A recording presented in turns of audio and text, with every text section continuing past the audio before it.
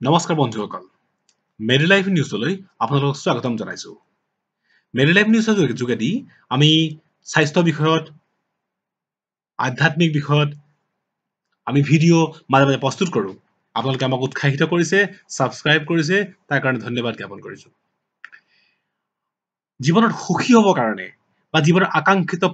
কিবা এটা কামনা বা কৰিলে মানে সেই ব্যক্তিজনক আমাৰ ধৰ্মীয় শাস্ত্ৰবিলাকেই হওক বা আমাৰ ধৰ্মীয় গুৰুবিলাকেই হওক তেওঁলোকে বিভিন্ন দিহা পৰামৰ্শ দিয়ে আৰু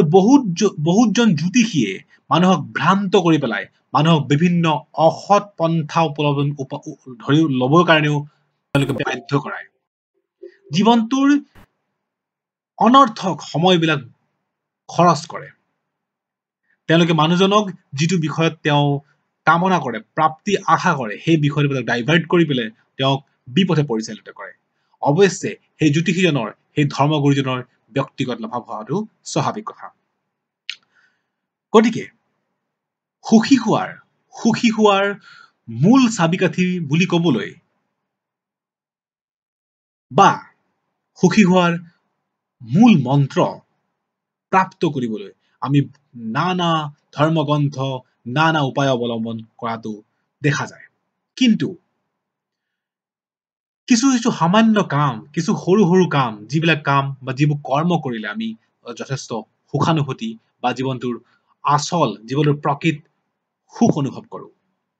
নিশ্চয় আপুনি জীৱনটোত কৰ্ম কৰিব লাগিব কৰ্মৰ অবিহনে আপোনাৰ জীৱনৰ কোনো ধাৰণাই আপুনি কৰিব নোৱাৰে কিন্তু কৰ্মব্যস্ততা বা বিভিন্ন পাৰিবাৰিক দায়িত্ববোধৰ মাজত আপুনি জীৱনটোৰ কিছু সময় অন্তত জীৱনটোৰ বা দিনটোৰ 5 মিনিট সময় আপুনি নিজৰ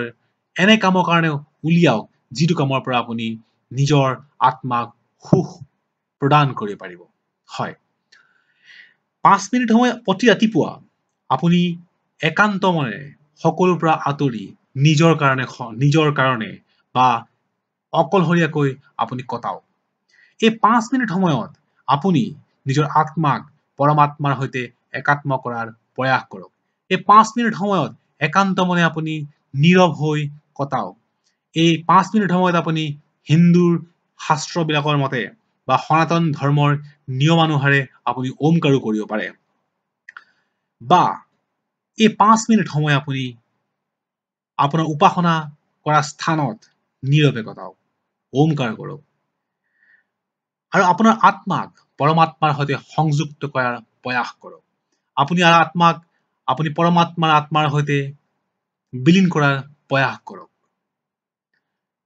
সেই সময়খিনিত এই শূন্য সময়খিনি আপোনাৰ জীৱনৰ যথেষ্ট সুখৰ ধাৰা বুৱাই আনিব এই শূন্য সময়খিনিয়ে এই 5 মিনিটৰ সময়খিনিয়ে আপোনাৰ জীৱনটোলৈ কঢ়িয়াই আনিব প্ৰাচুৰ্য সুখ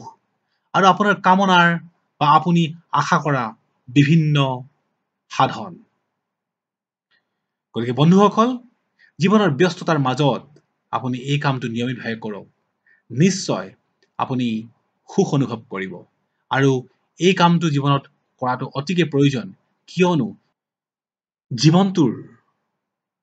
কিমান সময়লৈকে আপুনি কৰ্ম কৰিব পাৰিব বা ধৰ্ম নাম ল'ব পাৰিব তাৰ কোনো নিশ্চয়তা নাই